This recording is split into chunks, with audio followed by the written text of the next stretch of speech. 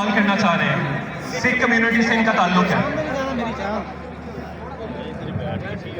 जी सत श्री अकाल, अस्सलाम वालेकुम। मेरा डॉक्टर साहब से एक छोटा सा सवाल है कि जन्नत में जाने के लिए मुसलमान होना ज़रूरी है या मुसलमान ही जन्नत में जा सकते हैं?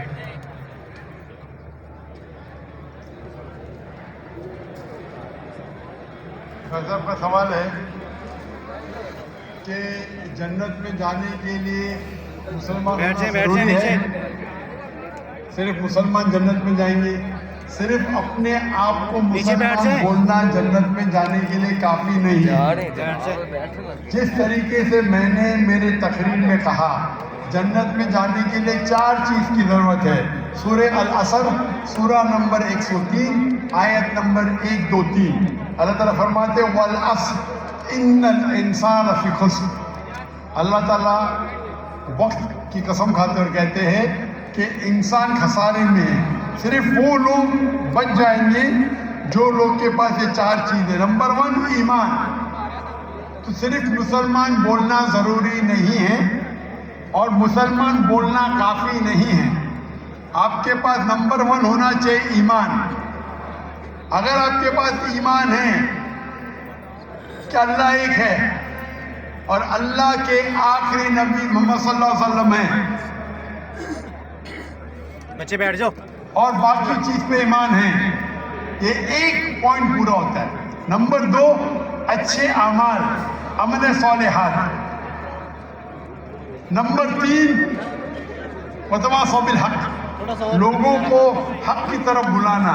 और नंबर 4 वतवासौ बिस्सब्र, लोगों को सब्र की तरफ बुलाना। तो इस आयत से हमें पता लगता है कि जो आदमी, जो इंसान अल्लाह के अलावा दूसरे और की इबादत करता है वो गलत है, वो जन्नत में कभी भी नहीं जाएंगे। और ये सारी किताबों में लिखा है, सारी मजहबी किताबों में, चाहे बाइबल हो, ओल्ड टेस्टामेंट हो, न्यू टेस्टामेंट हो, धम्मा पढ़ हो, बुद्धिस्ट की किताब हो, वेद हो, सारे में लिखे हैं।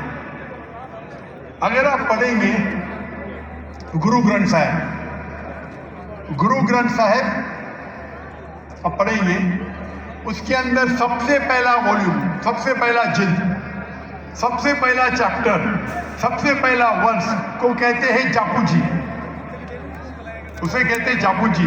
उसमें लिखा है कि खुदा एक है, ना उस खुदा की शुरुआत है ना अंत है। वो खालिक है, वो मालिक है और उसके जैसा कोई ही नहीं है।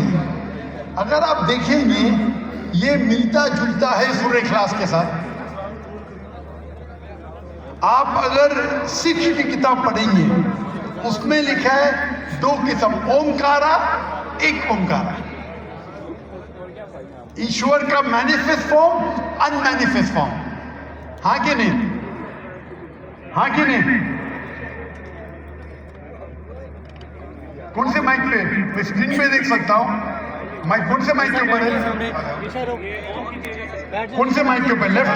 हेलो, मैं भाई साहब को स्क्रीन पे देख सकता हूँ। जी जी जी जी। लेफ्ट के ऊपर, क्योंकि अंधेरा है तो मुझे दिख रहा नहीं। तो अगर आप पढ़ेंगे और देखेंगे कि खुदा के कई नाम हैं, कहा जाता है सप्तनामा, होली नेम, परवरदिगार। जी, परवरदिगार भी एक नाम है आपकी किताब में, हाँ कि नहीं? परवरदिगार, सप्तनामा, खालिक, मिलता जुलता है, वाही गुरु। लेकिन अगर आप अमल करेंगे, अगर आप शिर्क नहीं करेंगे, अल्लाह के अलावा किसी और की इबादत नहीं करेंगे, अगर आपकी किताब में अक्सर ये बात होता है कि जो अपनी मजहबी किताब में लिखा है अक्सर लोग उस पर अमल नहीं करते, और ये बात मुसलमानों में भी है। मुसलमानों की किताब में लिखा है शिर्क मत करो, फिर भी हम देखेंगे कुछ मुसलमान शिर्क करते हैं। तो अगर कुरान में लिखा है शिर्क मत करो और आप शिर्क करेंगे और कहेंगे मैं मुसलमान हूं तो जन्नत में नहीं जाएंगे। आप समझ रहे भाई साहब? तो इसी तरीके से आप अगर शिर्क नहीं कहेंगे, अल्लाह के अलावा किसी और की इबादत नहीं करेंगे और आखिरी पैगंबर रसूलुल्लाह सल्लल्लाहु अलैहि वसल्लम मोहम्मद सल्लल्लाहु अलैहि वसल्लम में मानेंगे, अच्छे अमाल करेंगे और लोग को हक की तरफ बुलाएंगे और लोग को सब्र की तरफ बुलाएंगे तो आप भी जन्नत जाएंगे।